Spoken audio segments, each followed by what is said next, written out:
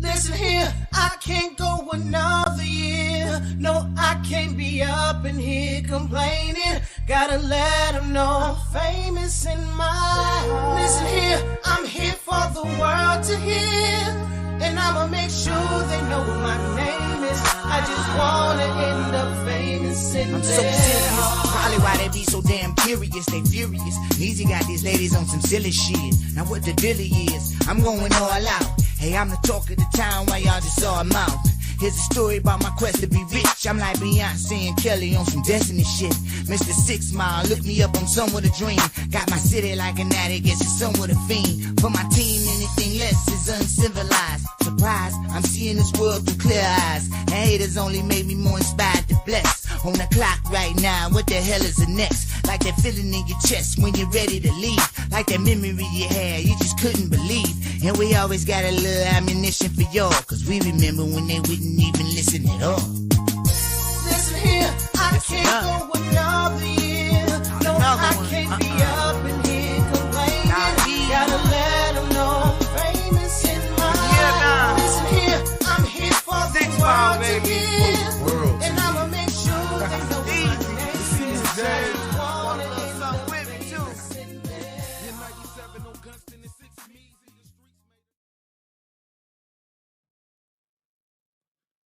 We here. Welcome to another episode of the Jackson Report. I am Chuck, the tech guy behind the scenes. DeWitt couldn't make it today, so I'm going to be DeWitt for the day. And I think you'll enjoy what I have to say regarding my good friend DeWitt. Oh, you blew your cover, DeWitt. Hey, look. Hey, look. I was trying to keep it. Because everybody be asking like Chuck, and we finally showed Chuck. Like it's the mystery has been lifted. It's over with. Like Gary ruined it for us. Like let's add a camera and put Chuck on camera. But that was a hell of an intro, Chuck. I appreciate that one. Yeah, no problem, DeWitt. Yeah, I probably should have just sat back and not been quiet. I wanted to hear what you was gonna say about me. Probably like he the scum beneath my toes, you know, like. But like today is kind of like an episode that hit close to home for me because this past weekend an incident happened in Austin and I got a lot of phone calls. I didn't even realize that it was that major of an incident because at the time I was working. Like I'm always working. Like from Monday to Friday, Friday night, Saturday night, I'm always working. And I just so happened to be working the night when the mass shooting happened. And I didn't understand what was going on. So many people ran to my car and I was wondering, I'm like, what the hell? They just like, hey, can we get in? You got to get us out of here. And I'm like, normally when people walk up to my car, because like drinks and clubs on a Friday night, people end up just walking up to the first lift sign they see. So they walk up to your car, opening your door like, is you here for me? And it's like people would show you the car that's picking you up on the app. Like, so normally I be shooing people away, like, hey, get the hell away from my car. Like, dude, no, I'm not your lift. Go on the hell on. But this weekend, it was a different feeling. Like when I pulled up on Red River, because I got a ride on Red River, and when I pulled up, it was a different feeling. Like the people running to my car, the look of concern on their face and the adrenaline I saw, like within their demeanor. I'm like, okay, well, what's up? So I had like 8 people in my car, taking them, I guess, out of harm's way. But it hit close to home because the fact that I was directly involved in the midst of the mass shooting. I didn't know what was going on. And to find out that one of the shooters was still at large until yesterday, I think. So anything could have happened. Oh, we got a call coming through. We got a caller. We got a call coming through. I'm about to answer it. What's going on, bestie? Nothing much. What's up with you? You live on air with the Jackson Report. Don't get scared now. I should hang up. No, you shouldn't hang up because you're an Austinite now, like I am, and Where were you this past weekend when the whole mass shooting was going on? Oh my goodness. So I almost went on Rainy Street. Um but and I did drop by there to go pick up some food from a food truck, but I was only there about 5 minutes and I heard about the bike rally that was going on 6th Street and almost went to it, but then decided against it and I'm so glad I did. Yeah, I'm glad you did too because I was doing Lyft that night and actually ended up in the midst of it, unbeknownst to myself. Oh my goodness, that's so frightening. Yeah, and it's crazy because I didn't know what was going on, and like you know me, so normally I'm kicking people out my car if they run up, and I'm like, I'm not your Lyft, I'm not here for you. But so many Yeah. people ran to my car like, can we get in? Please just get us across 35. And I'm like, what the hell going on? And the girls I was picking up Mhm. actually was like, please, like, can you pull off, pull off? And it was so many people jumping in my car. And when a cop told me, like, hey, could you help get these people out of here and open the barricade up? I'm like, what the hell is going on? And people made me abreast of the situation as we was pulling away. It was like people on laps in my car. It was crazy. So to kind of like be in the midst of it, unbeknownst to myself, and to actually know that I actually kind of helped some people in a way was kind of like, it was kind of like an all right feeling to me. But when I heard about it the next day, that one of them was still loose, I'm like, well, shit, we could have, he still could have been Yeah. aiming and squeezing. So, and to find out that they were minors is the shocking part of it all. Mhm. Because, Yeah, that's so horrifying. yeah, yeah, yeah, yeah. But now, what's going on? Nothing much. I was just seeing how you were. I totally forgot you were on the air. Oh yeah, and you on the air now too. So for everybody that's listening in, that's like my best friend down here in Austin. Like if I was to get clinked up, then I ain't got to worry about it because I got a BF that would come get me. Of course, probably tax me giving it back to her because that's just how she works, and that's what makes her my best friend because she's the brains behind the money, and that's what's up. So you called in. You called in. So what's your plans for the rest of the day? That's right. Better call Chloe. Yeah. No, nothing much really. I got off work like an hour ago. Just gonna hang out, do some Austin things. Take my dog to some like really cool trail or something like that. Maybe go get a drink later, and kick it on a Tuesday. Chicken on a Tuesday. Where are we drinking at later? Because the show ends at 7. So I mean, we gotta go downtown. not on 6th Street. We're not going on 6th Street, but don't let yourself be in fear. We still gotta go out. Oh, Still gotta enjoy the city. I'm not in fear because I wish you could see it. Like since Saturday, listen, it's Texas, and this is how we are right around. Everybody see it, yeah. I since Saturday, I'm not playing with a soul. So you probably didn't get to see that if you're not looking at it on YouTube. But we all right. If we go downtown, we're okay. That's right. That's right. Yeah. All right. Well, I'm gonna let you go, but I hope you have a great show. Let me know when you're off, and we'll go grab a drink. Okay? All right. It's already a great show. My BF done called in. That's what's up. Hell yeah. You know it. All right. Have fun, bestie. Love you, girlie. Love you. Bicycle. Bicycle. Now, DeWitt, I got one thing to say. What's that? I'm looking at that gun on your lap, Uh-huh. pointed in my general vicinity. It's pointed towards the wall, I'm Chuck. gonna need you to point that. Yeah, the we other pointed way. it towards the wall. You know what, Chuck? We could neither me or nobody else who you switch for could ever harm a hair on your luscious head. Like now, it was pointed in the wrong direction, but best believe ain't nobody gonna touch you. I guarantee you Oh, that that's one. good. Like, yeah, your security detail is hell of a Chuck. So at the at the end of the day, your security detail is hell of a. Like, if nobody else, and I see you, Danny. What's going on with you, doggy? Like, bro, listen. Since Saturday, when all of them people ran to my car, and me moving down here from Michigan, like I always thought like my hometown was some of the worst scenarios I thought I would ever see in life, like some of the things that I've experienced.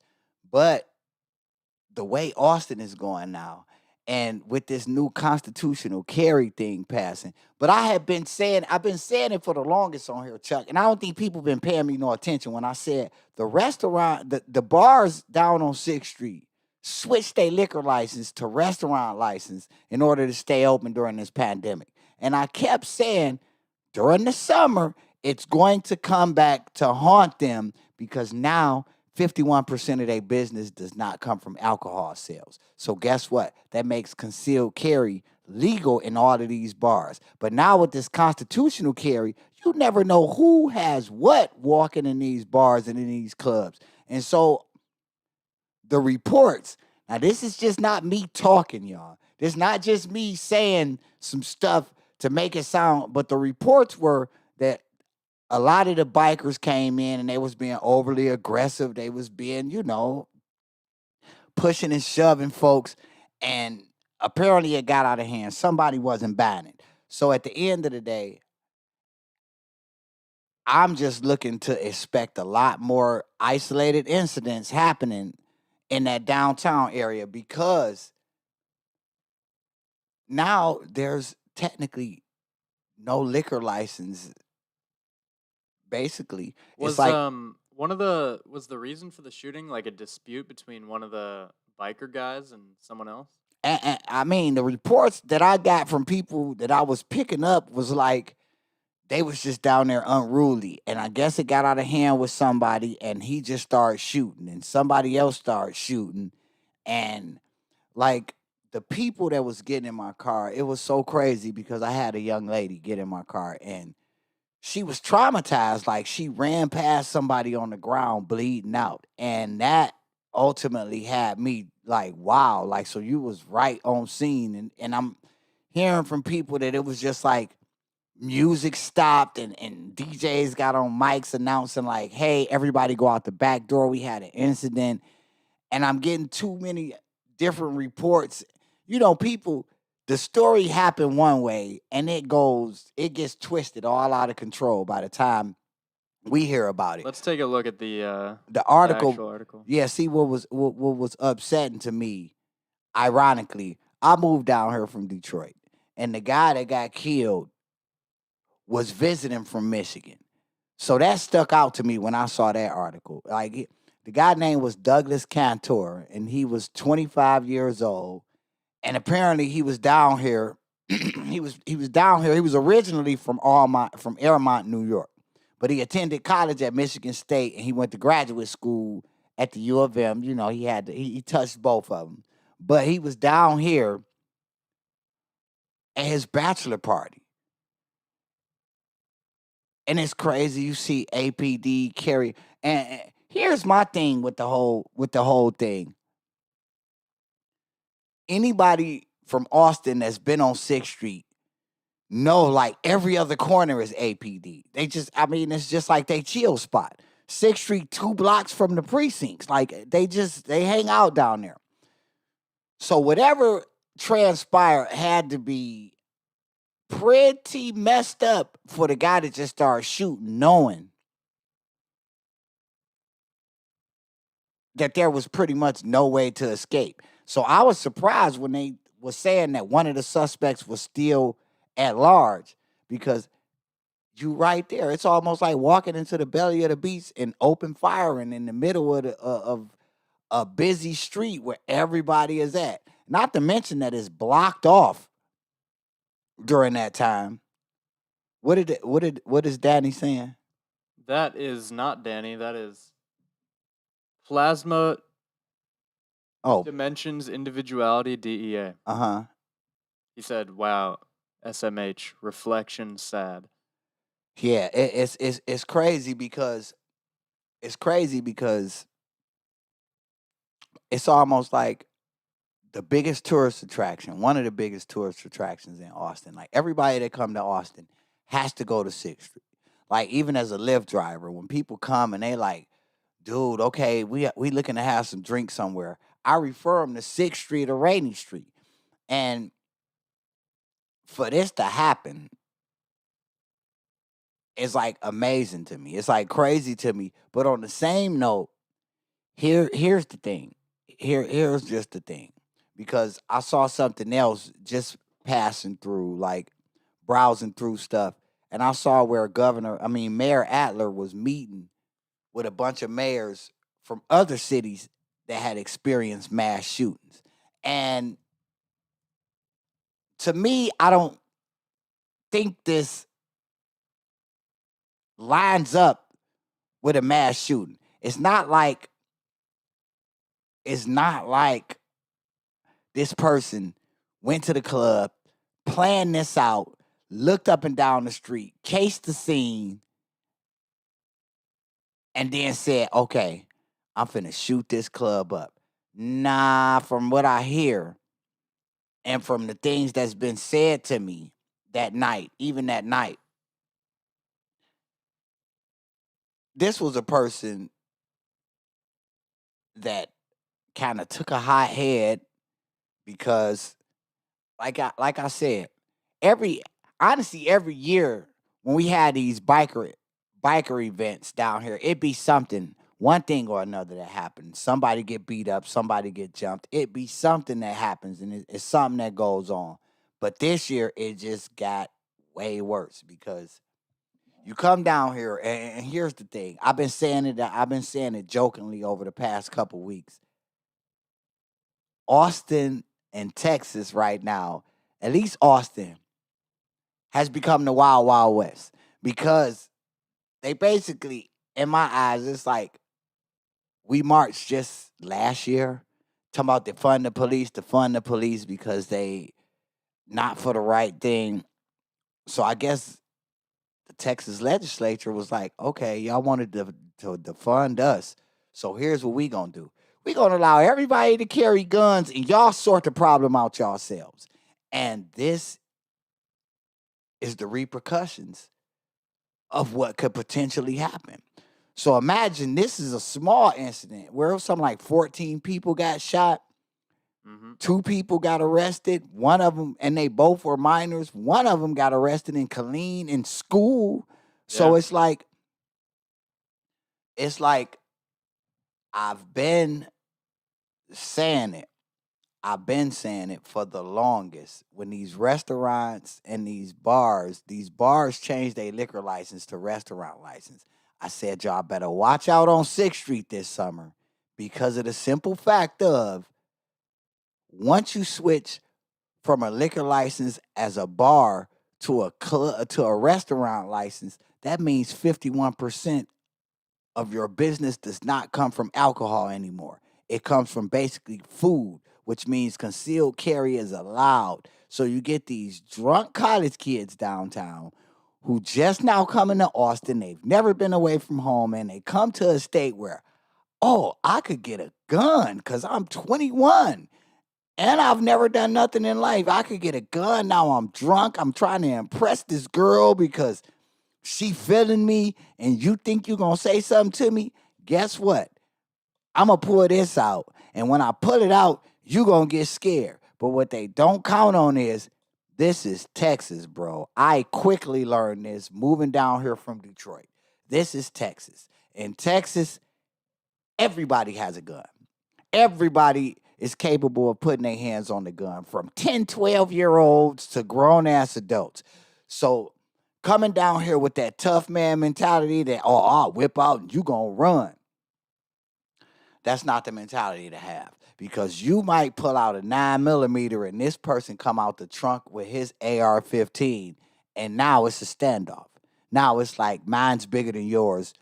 What you gonna do about that now?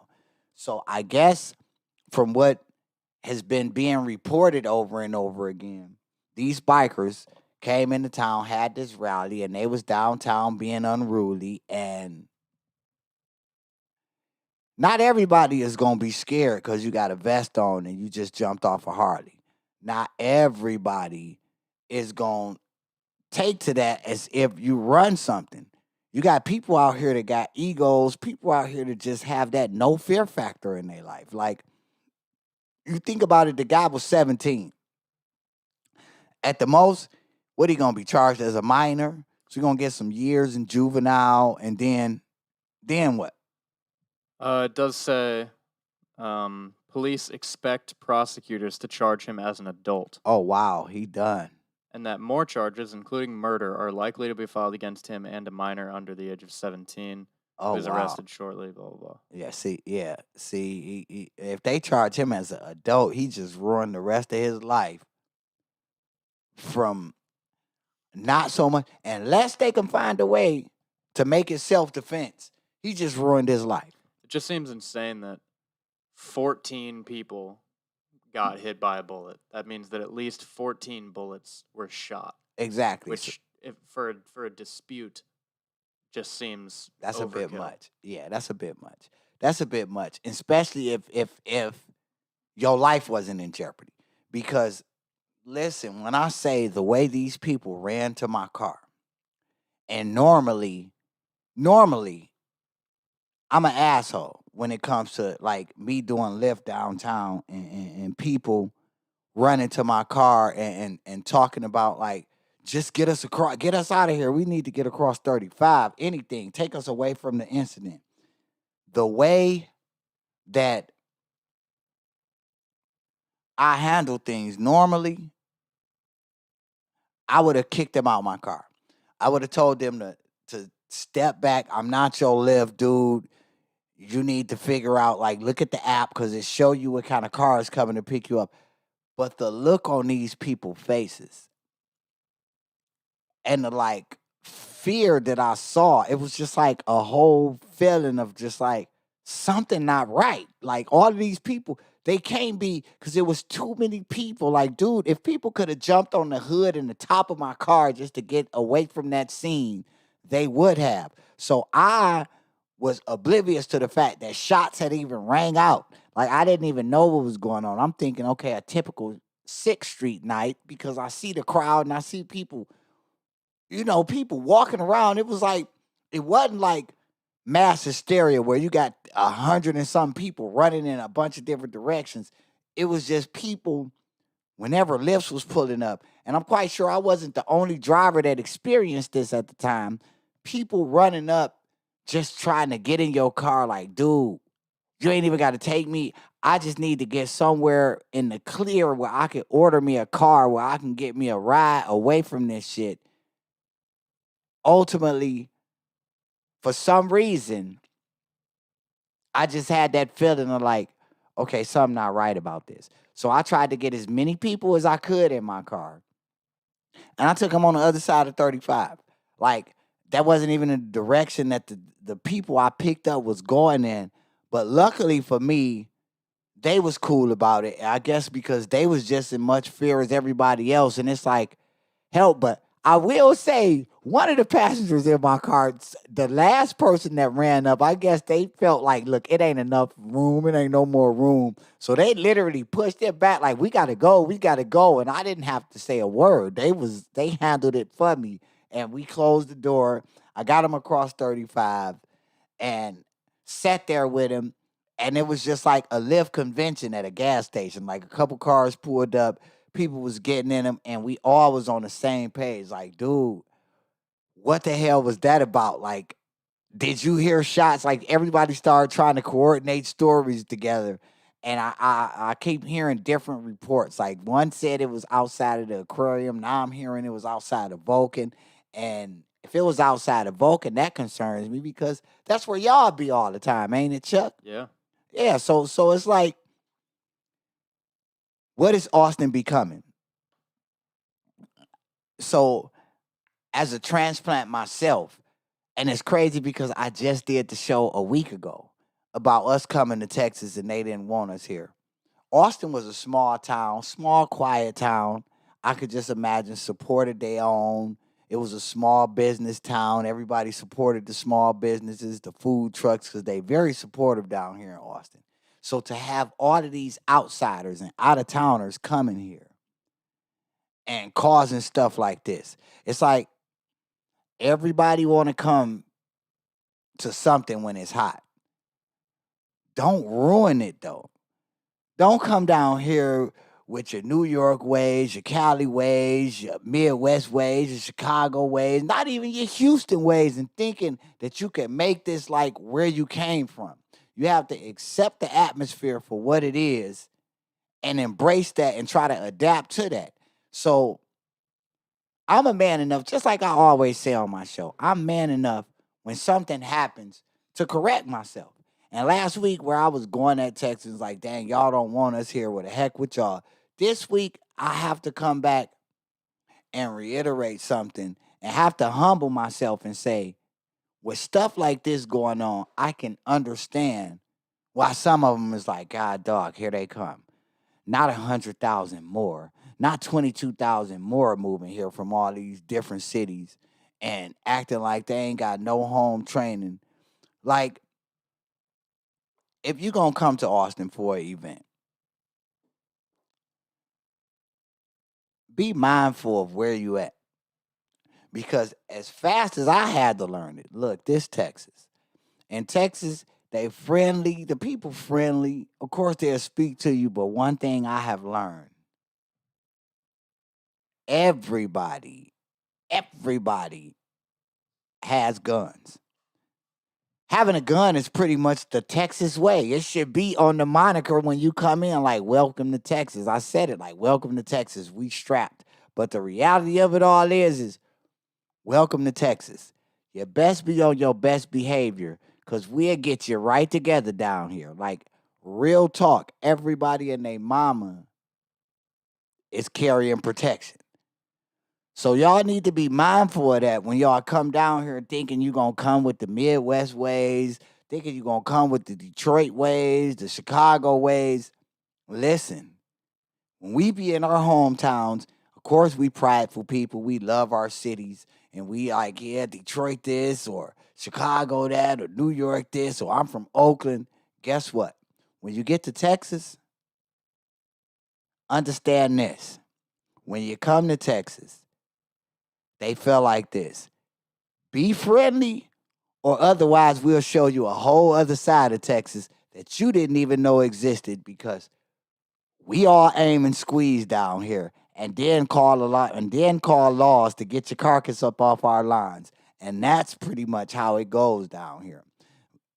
It's bad that happened in such an area where there's such a mass of people and all of that. But the truth of the matter is, what did you expect when people coming down here acting overly aggressive, they acting unruly? What Danny say there? You said, lol, doggy.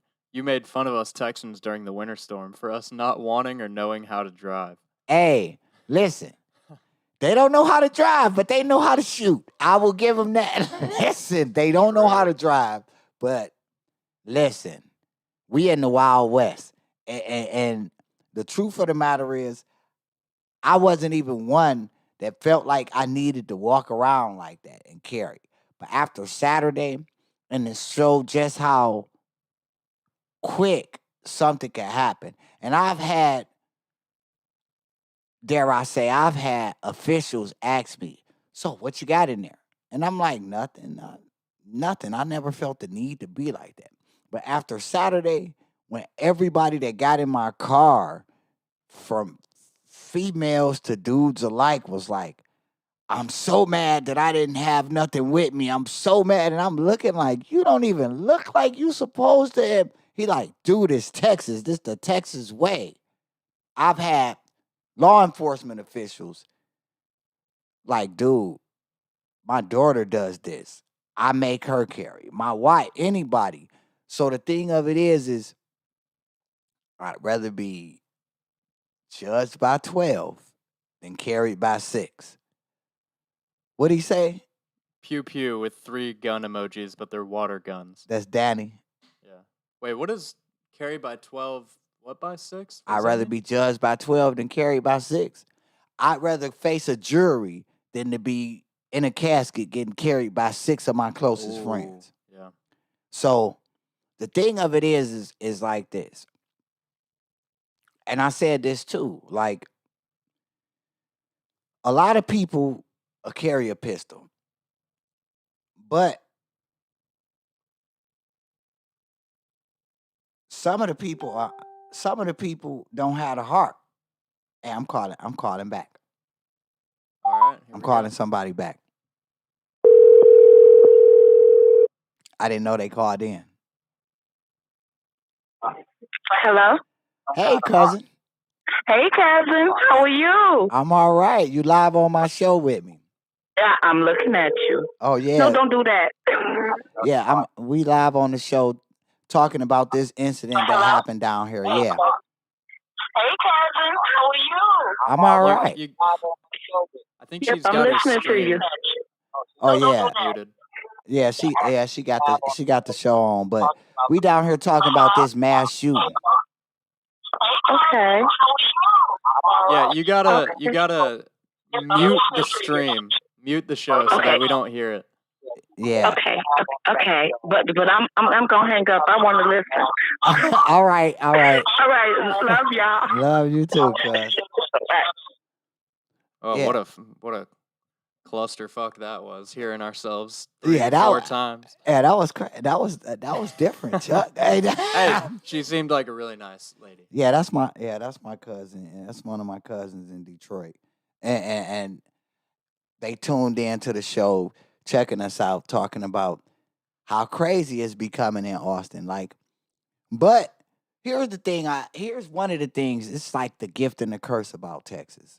One thing I truly appreciate about being down here in Texas is like what we do here might not get done around the rest of the country. Like we set precedents down here. Like we set precedents because what other state will allow you to just basically like, look, you don't have a criminal record. You deserve to protect yourself. Go out and buy you a pistol. And yeah, you can conceal it and carry it and go wherever the hell you want to. Because if somebody mess with you, guess what?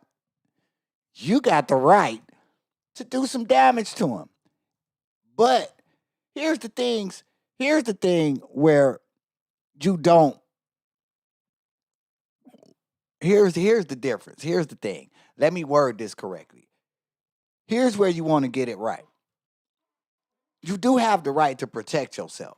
But that don't mean because somebody bumped you in the club or somebody pushed you in the club or might have brushed your shoes. That don't mean that like most of us, when we come from Detroit or we come from these cities where violence happens in an outrageous amount or like outrageous numbers, like the crime rate is up. Here's the thing. When you get down here, you have the right to defend yourself. But that's only if your life is in danger. So my thing was, when I moved down here, everybody kept talking about all of these bad areas around Austin. And to me, coming from Detroit, I was like, what bad area? Every street I walked down or street I rode down was well lit. The businesses open. I don't see no burned up houses, no empty land, no fields. I didn't want no loose dogs or none of that. So I'm like, what is the hood?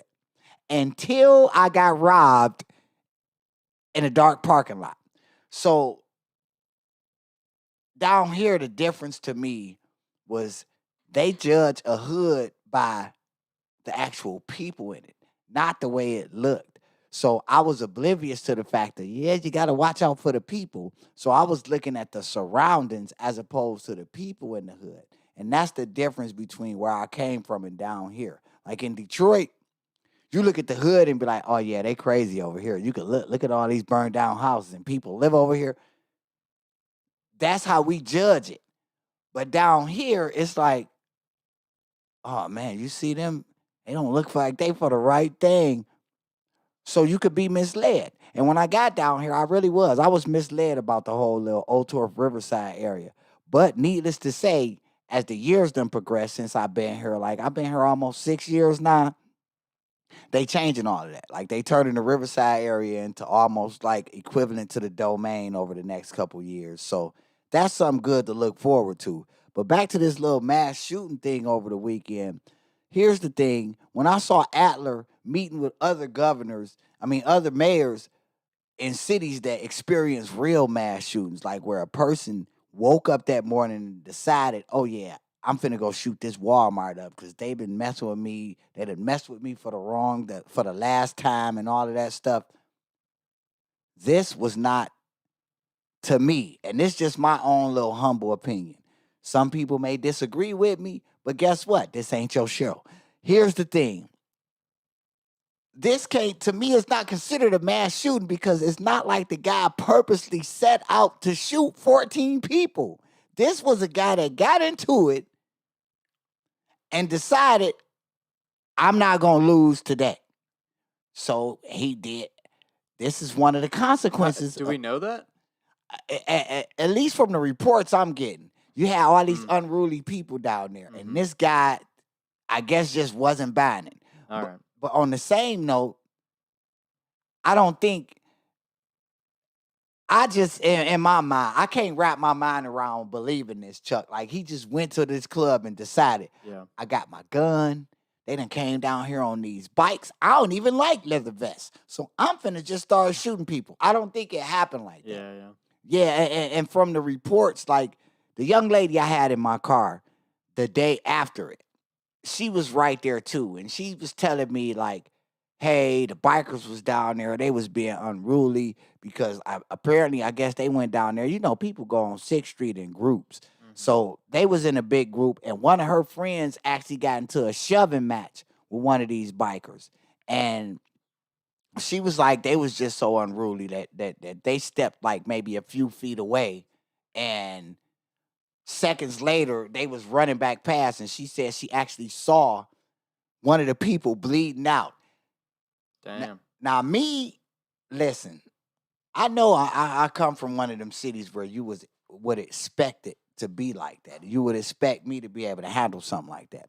But if I walked up on somebody bleeding out, I'm throwing up. Like, I got a weak stomach, Chuck. I'm gonna be queasy, nauseous. Somebody gonna have to carry me away from the scene if I was to see something like that. Like, I can't handle seeing blood. Like, that's why I knew I was not cut out for the medical field, because somebody else's blood, if I saw it, oh, best believe I'm going to be queasy. They'd have to bring revival crews for me, too, if I was a doctor. Like, we in the surgery room.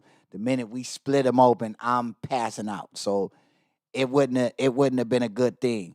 But the thing of it is I'm seeing now when stuff happened down here in Texas, it makes national news as if it was something.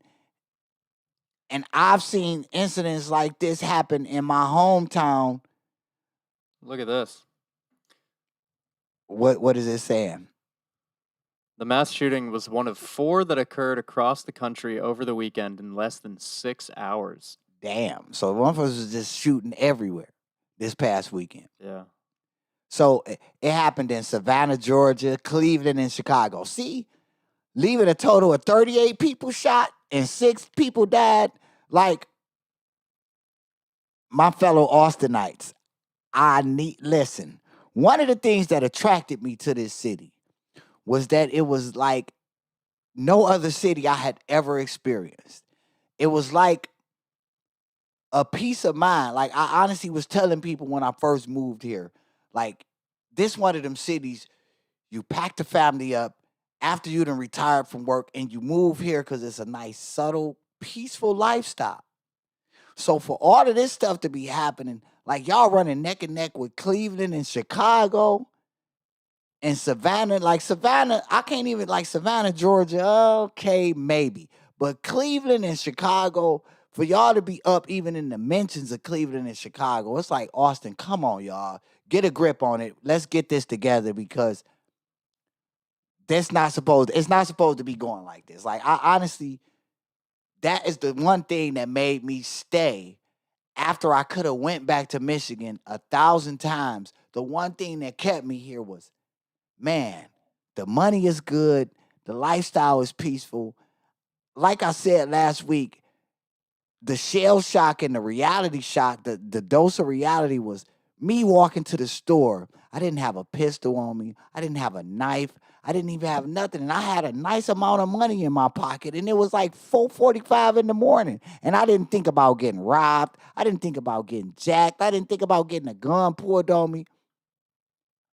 But to see in less than 4 years from that incident, the fact that there's mass shootings going on in a highly populated area, like on weekends, For anybody that's unfamiliar with Austin, on weekends, every weekend in Austin now, especially now with the city being open back up, the weekends look like Mardi Gras on 6th Street.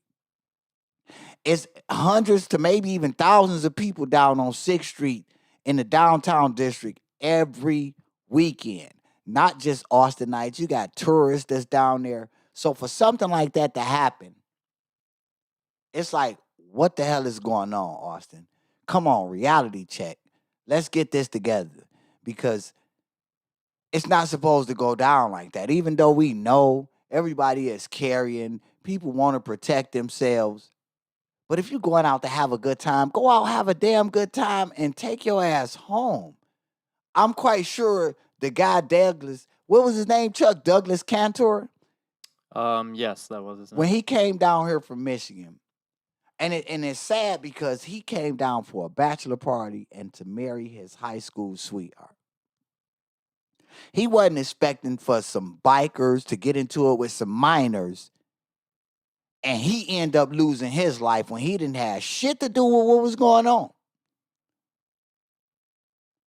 25 years old, he just was at the tip of starting to live his life. So my condolences go out to the Cantor family, because that's not what we do down here in Austin.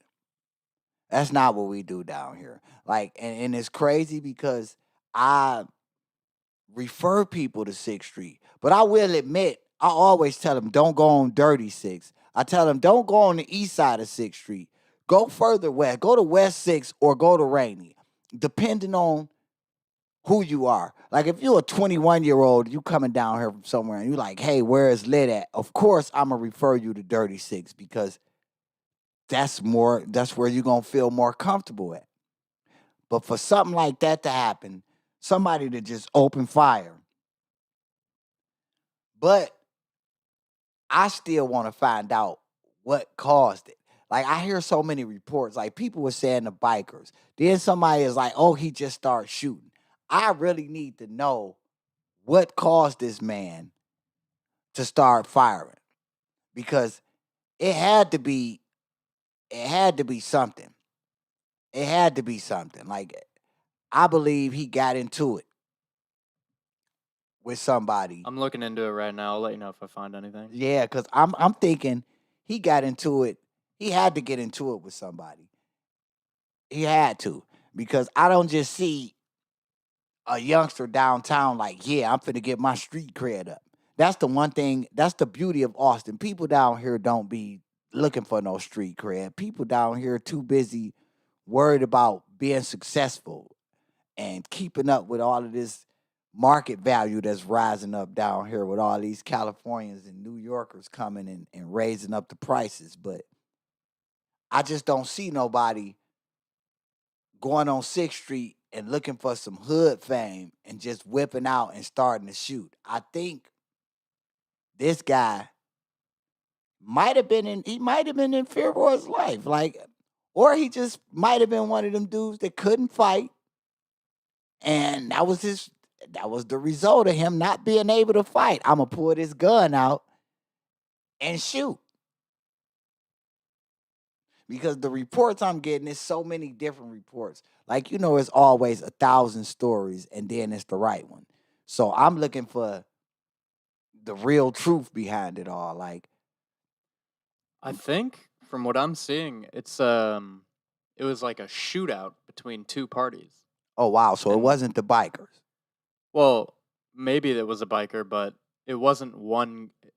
And this is not confirmed at all, but from what I'm seeing, people are saying that it's people got caught in the crossfire between two people shooting at each other, or two groups of people shooting at each other. Okay, and see, that makes sense. That makes sense. So I'm thinking, now the first suspect they caught. See, that's the thing, because all we hear is like they caught one on site. We don't know if he was a biker that they caught, or if he was just somebody from Austin that they caught. And the second person was the 17-year-old in Killeen. But now here's my thing. A 17-year-old, what the hell was he even doing downtown? Is my thing. Like, he couldn't get in nowhere. Like, he couldn't get in nowhere because they check IDs. So what was he doing down there? Was he just like down there? Well, I guess he could have been down there because a lot of the action happened outside the clubs anyway. Like, they blocked the whole damn street off. So he might have been down there like parking lot pimping or whatever. But the thing of it is who was the first suspect? Was it a biker or was it just a regular Texan? And They're just not saying for some reason. right, they not disclosing the full details, but they'll tell us who got shot though, but they won't say who the Yeah. shooter was. Like Yeah. the thing of it is was the 17-year-old returning fire at the other suspect that got caught, or was they together? And it was more than that. Like, because of how people keep telling me about it, because honestly, God was with me because I pulled up, and from what I'm thinking, I pulled up minutes after it all happened. Like, the way people was running to my car, or maybe I pulled up, it had to be minutes to maybe seconds after it all happened. Because the way people ran to my car and like in hysterical mode, like, get us out of here. And I'm wondering what the hell happened. Then they explaining. But it was like 8 different people trying to tell me 8 different scenarios all at one time. So my thing was, dang, these bikers came down here and started stuff with people. But I don't want to give the bikers a bad name if they came down here, because for the most part, like me going to Colorado and visiting my pops all the time and the little bars he used to frequent, you might run into some bikers in there. They was respectful dudes. Like, as long as you wasn't disrespecting them, they wasn't on no bully type stuff. But the reports people giving me is like they came down here on some bully stuff. But it could have been that they was drinking. And that's what drinks do. Like, Yep. that's what drinks do. People get drunk like hell. Everybody done been a part of. Everybody done had that bad day where you done had one too many drinks and you get a little violent your damn self. So I'm not gonna just throw that at them and say that that's what it was, or that they came down here starting stuff, because it's bike rallies down here every year. And you might get isolated incidents like somebody walked in the bar and messed up being drunk and got their ass kicked by the bikers and they escorted them out. Okay, that's to be expected. But never have I heard for them to come down here and it be a mass shooting. And the way they blowing it out of proportion, like it was a mass shooting. A bunch of people got caught in the crossfire between 2 parties. I guess that they was into it. We don't know if one of the parties was the bikers and the other one was just regular civilians and they got into it, or if it was some dudes that saw each other and was into it, and the bikers just got thrown in it guilty because they bikers. So we'll never know the gist of it until it all come out in the media, in the news. Nah. I think the definition of a mass shooting, there's a lack of a consensus on how to define it. Right. But most definitions describe that a mass shooting has a minimum of 3 or 4 deaths due to gun violence. Oh, nah. So it was only one person that technically- passed. Technically, it wasn't a mass shooting. It wasn't a mass shooting, technically. It was just 14 people, unfortunately, caught in the crossfire of some dudes who aim wasn't that dang on good. They was letting bullets fly. Like, it's always like that, too. The crazy thing is it's always like that. So this is what you got to think about when you get hot-headed. You never hit the person who you intended to hit. You never hit the person who you got the problem with. It's always somebody else that didn't have nothing to do with the situation y'all had going on that end up getting hurt or fatally shot and losing their life. And you lose your life because you go to jail for the rest of it. And you didn't even get the person who you was pissed off at in the first place. I think just part of living in Texas is that you have to accept the fact that everyone has a gun. Exactly. And going out into public, like even the most inconspicuous of locations can be the location of a mass shooting. Yeah. And that's just kind of part of living in a society. Like there's no way to protect yourself from freak accidents like that unless you just lock yourself in your house. Exactly. So It's like one of them things where you got to go with God. You got to just one of them things where you have to pray, put his armor on before you leave out the door, and just know like, hey, look, you never know when your clock gonna get punched. You never know when it's your time. Like we all born, and like Jay-Z said it in one of his tracks, like you was who you was before you got here. Like we born with a design plan. So you never know when it's like your time, and that's just gonna be it. So you have to just live every day to the fullest and live your life as best as you can. Be right by people, send positive vibes out in the universe. That's why I stayed consistent doing my show, because unbeknownst to me, somebody somewhere could be getting a message from this. Somebody somewhere could be getting informed by all of this that we be doing. That's why we put on this production every week. But I saw something else, Chuck, for this last segment I want to do. This Am I With It? Texas just passed a law to where the college athletes, and Abbott signed it, where the college athletes down here will get paid for their likeness and their name, basically some stuff that they've been trying to pass for years, and it directly goes against NCAA rules. And me, I'm for it because of the simple fact these dudes sacrifice their bodies. They in the gym working out. They doing the same thing that these NFL players is doing. They jerseys getting sold. They got college sports games on all of these game systems. But these kids supposed to play for the love of the game. But the university ain't got the game being played for the love of the game. No, they not. The university making billions of dollars off these athletes a year, millions upon millions. And these athletes, some of them, like, look, I work on a college campus. I see these students every day. Some of them is all right, but you know, you got some of them that's just like chilling and kind of just living normal lives.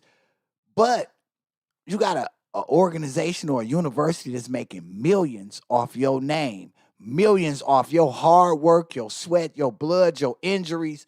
Why not pay these people? Why not pay them? So for my Am I With It section, that's what I wanted to talk about. Should collegiate athletes get some sort of compensation for playing these games? You think about it, the NFL season, they play 17 games now as of this year. In college, they play upward 12 to 14 games, sacrificing their body. Nah, say you not paying these boys, and they have a freak injury in their last year. Now they can't go pro. Now what? Now they on a disabled list. Pay these boys. I think that was a great move for Abbott. Abbott is always, like, sometimes I don't agree with a lot of shit that he do, but this is one of the ones where I'm in agreement with. So, like, am I with that? Hell yeah, I'm with it. Give these boys some compensation for all that hard work they doing out there on the field. Because down here, we always want to scream, hook them in. When the Longhorns playing, we going crazy, and you got people that argue with you and fight over the Longhorns. So why not get them boys some money? Why not get them boys a little compensation? I agree. If the universities are making cash hand over fist over some of these players, the least they can do is pay them. Yeah. Yeah. Like, what did he say? They should be good. I'm with it. They should be paid. Who is that, Danny? They should be. I mean, these boys out there, and think about it. They playing a game, you get a freak injury, like they tear their ACL or they rip their MCL, and now your draft stock go down. Whereas you would have been drafted first round, but the last 2 games of the season, because y'all in a playoff run trying to go for the national championship, you tear your MCL. So now you got a sideline for a year in rehab and hopefully get back in the draft or hopefully get drafted with this in the midst of rehabbing your MCL. To me, that's not fair. To me, it's like almost like modern day still slavery. Like they got these boys out there playing hard, representing the university, but the university, heck, think about it. Off Ellinger jersey, they made millions of dollars. Millions of dollars off Ellinger jersey. Off the receiver, what's his name? Colin, off of his jersey, they probably made millions.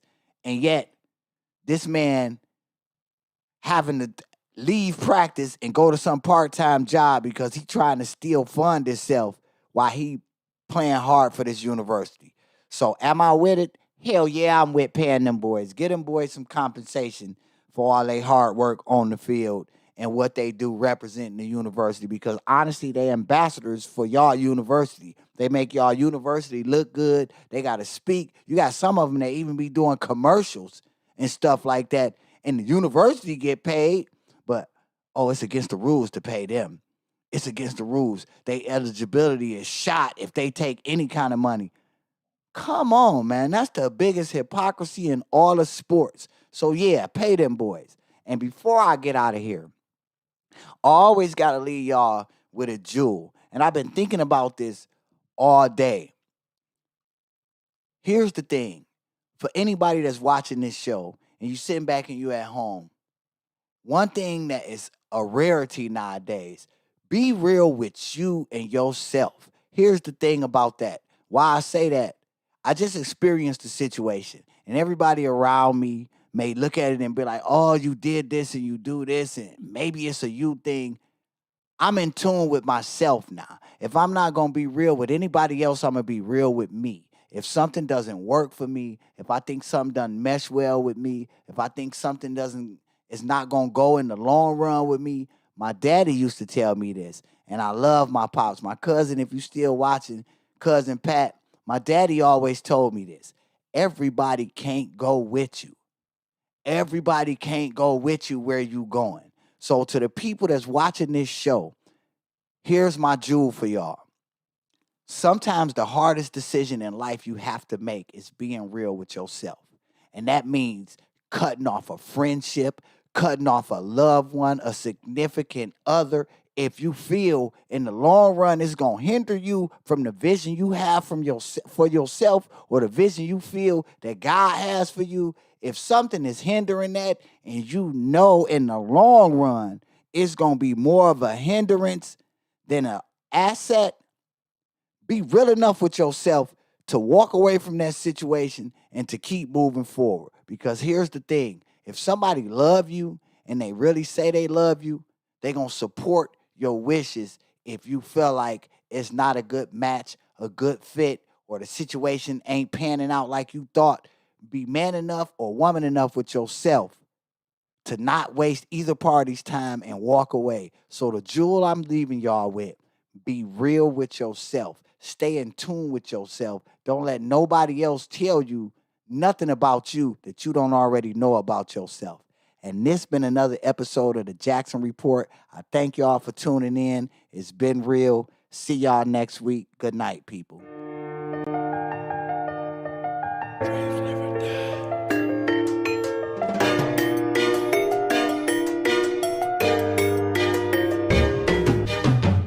Life's a game, but I figured it out. Sitting on the steps at Granny House. This world is strange, but I picture my route. Sitting on the steps at Granny House. Life's a game, but I figured it out. Sitting on the steps at Granny House. This world is strange, but I picture my route. Sitting on the steps at Granny House. I grew up on the block with all the pimps and the crooks. Nerve with it, kept my pen in the book. Oh, I'ma be off the hook. They saw me write it, but I wouldn't let them look. I'm thinking one day I'm